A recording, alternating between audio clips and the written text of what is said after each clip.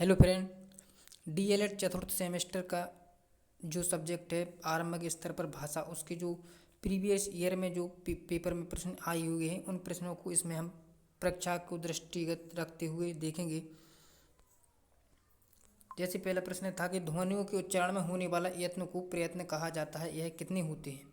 तो यह होते हैं, कितने होते हैं? यह स्वर तंत्री में कंपन होता है, श्वास की मात्रा और जीवा तथा अन्य अवयवों द्वारा होते हैं। इसमें डी ऑप्शन सही होगा। निम्नलिखित में से दंत व्यंजन कौन से हैं? तो दंत व्यंजन है इनमें से कौन सा है? दंत व्यंजन ना। इसलिए आश्चर्य, हर्ष, शोक, उत्साह इत्यादि व्यक्त करने में प्रयुक्त होता है। क्या होता है? विस्मय आदि बोधक। वर्ण किस वर्ग में आता है? तो यह आता है टा वर्ग में। 13 संख्या है, क्या है? विषम संख्या है। आरोही क्रम कौन सा है? आरोही आप समझते हैं, आरोही होता है घटता हुआ क्रम, और अवरोही होता है घटता हुआ, आरोही होता है बढ़ता हुआ। तो इसमें से अवरोही कौन सा होगा? भाग की संक्रियाएं होती हैं, कितनी होती हैं? भाजक, भागफल आप अच्छे से जानते होंगे इसको। उपर्युक्त सभी इसका सही आंसर हो जाएगा। भाषा शिक्षण के पक्ष हैं उपर्युक्त सभी, पठन लेखन व्याकरण सभी भाषा के शिक्षण के पक्ष हैं। भाषिक अज्ञानता संबंधी समस्या है, लिपि समस्या, व्याकरण अपर्याप्त समस्या, सही विराम चिन्हों का प्रयोग न कर पाना, ये सब भाषा अज्ञानता की। 99 में दहाई है, क्या है? 9। लेखन एक शारीरिक क्रिया है जिसमें बालकों के हाथों को गतिविधियां करनी पड़ती हैं। यह कथन किसका? यह कथन है श्रीमती मॉन्टेसरी का। थोड़े फास्ट चलेंगे, ध्यान से देखना। जिनका उच्चारण कंठ के स्पर्श से होता है वह का, खा, गा, घा आदि होते हैं। ज्ञानार्जन और ज्ञान वृद्धि का साधन है, कौन सा? उपयुक्त सभी। विराम संबंधी समस्या का प्रमुख कारण क्या होता है? विराम चिन्हों का ज्ञान ना होना प्रमुख समस्या होता है। विव्रत स्वर क्या है? विव्रत स्वर है आ और आओ, जिसमें ज्यादातर मुंह खुलता है विव्रत में। आनंद का पर्यायवाची क्या है? मोद, प्रमोद, सुख, सभी। निम्नलिखित में से कौन सा संयुक्त व्यंजन नहीं है? कौन सा नहीं है? अंगा। निम्नलिखित में से दीर्घ स्वर कौन सा है? दीर्घ स्वर है बा, यानी कि आ, जो दीर्घ यानी कि बड़ा की मात्रा लगी हुई इसमें। किसके उच्चारण में निचला होंठ ऊपरी दांतों को स्पर्श करता है? तो कौन से उच्चारण में? बा। जहाँ वाक्य बहुत ही कम ठहरना होता है, जहाँ वाक्य में जहाँ बहुत कम ठहरना होता है उसमें उसको कहते हैं अल्प विराम। 43-28 में दहाई वाली संख्या कौन सी है? तो 2। जहाँ आंकड़े को घटते हुए क्रम में लिखा जाता है तो उसे क्या कहा जाता है? अवरोही क्रम। अभी आगे पढ़ चुके। मूल संख्या में वृद्धि करना, बढ़ाना अथवा योग करना क्या कहलाता है? जोड़। किसी भी संख्या के मान होते हैं 2 होते हैं। 3 अंकों की सबसे पहली संख्या क्या होगी? 100। पठन की प्रक्रिया में उचित आरोह अवरोह का समावेश न होने का प्रमुख कारण क्या होता है? शीघ्रता से पठन, भाव को समझकर न पढ़ना, अत्यधिक तेज आवाज में पढ़ना, यह सब कुछ होता है। निम्नलिखित भाषा के ध्वन्यात्मक पठन को क्या कहते हैं? सस्वर पठन।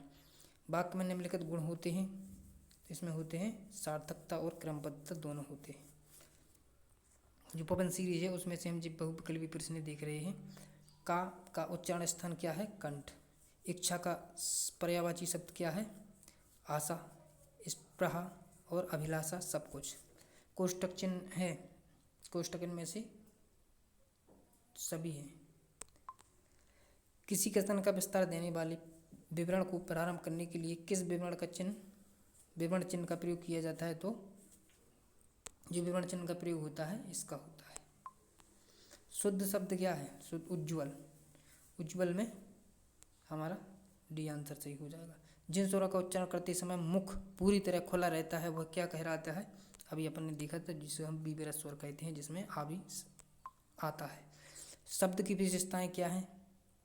शब्द की विशेषताएं, आप शब्दों के मेल से वाक्य बनता है, शब्दों के प्रयोग से किए गए सब पद कहलाते हैं। इस प्रकार इसका प्रयोग सभी आंसर सही हो जाएगा। दी हुई संख्या का आरोही क्रम होगा, दी हुई संख्याओं का आरोही क्रम ऑप्शन नंबर ए होगा। 5 संख्याओं को शून्य से गुणा करने पर गुणनफल कितना प्राप्त होता है? शून्य ही। कोई भी संख्या हो, कितनी भी बड़ी हो, उसको शून्य से अगर गुणा कर दिया जाए तो वह शून्य हो जाती है। शून्य को किसी संख्या से भाग देने पर भागफल क्या आता है? शून्य। पुस्तक प्रेस कारखानों में पिछले वर्ष 39,779 तथा वर्तमान वर्ष में 46,75,9 पुस्तकें छपकर तैयार हुई। कुल कितनी पुस्तक छपी? तो पिछले वर्ष और वर्तमान वर्ष में इसको हम जोड़ देंगे तो हमें यह प्राप्त हो जाएगा। एक सैकड़े में कितनी दहाइयाँ होती हैं? तो इकाई, दहाई, इसमें बा हमारा सही आंसर हो जाएगा। लेखन की अशुद्धियों को दूर करने का उपाय बताइए। तो इनमें से 12 कड़ी का अभ्यास करना, व्याकरण का समुचित ज्ञान करना, उच्चारण की स्पष्टता, सभी कुछ उपयुक्त सभी आंसर सही होगा। पठन का महत्व क्या है? पठन का महत्व है ज्ञान अर्जन के लिए, मनोरंजन के लिए, समाचारों को पढ़ाने के लिए, उपयुक्त सभी। यह अलावा व्यंजन कौन से व्यंजन कहलाते हैं? अंतस्थ व्यंजन कहलाते हैं।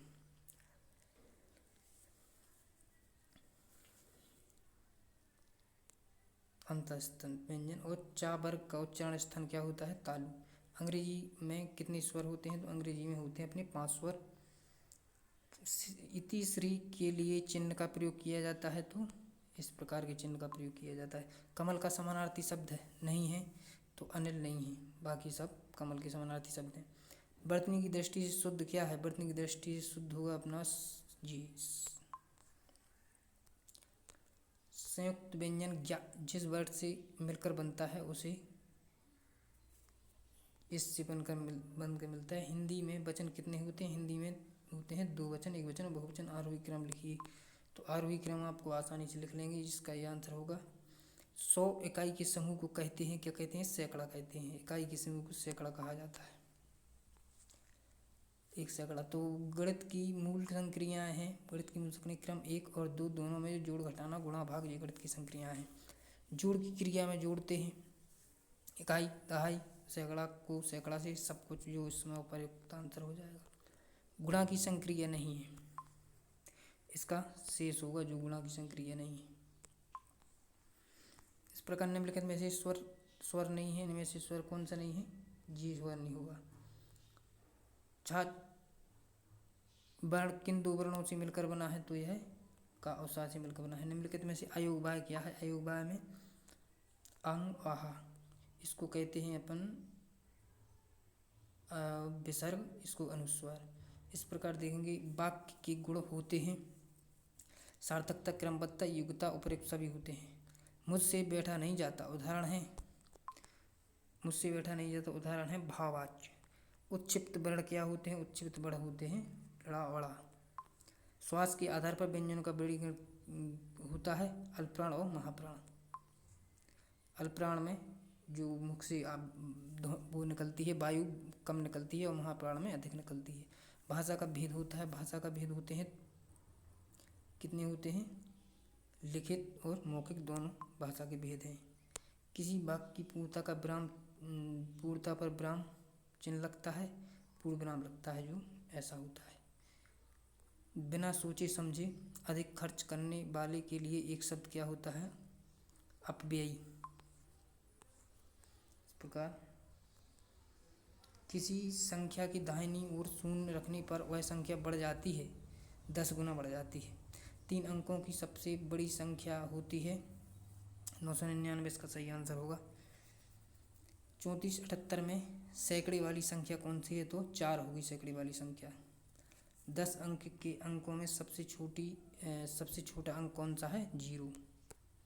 निम्नलिखित में से शुद्ध शब्द कौन सा है अंताक्षरी में? तो अंत्याक्षरी, ये सही शुद्ध हो जाएगा। इस प्रकार से हमने डीएलएड चतुर्थ सेमेस्टर के जो बहुविकल्पी प्रश्न थे वो हमने देख लिए हैं। इस प्रकार अगर आपको वीडियो अच्छी लगे तो लाइक कीजिएगा और हमारे चैनल को सब्सक्राइब कीजिएगा। आगे चलकर हम अच्छे से अच्छे स्टडी मटेरियल कंटेंट आपको प्रोवाइड करेंगे। Thank you to all of.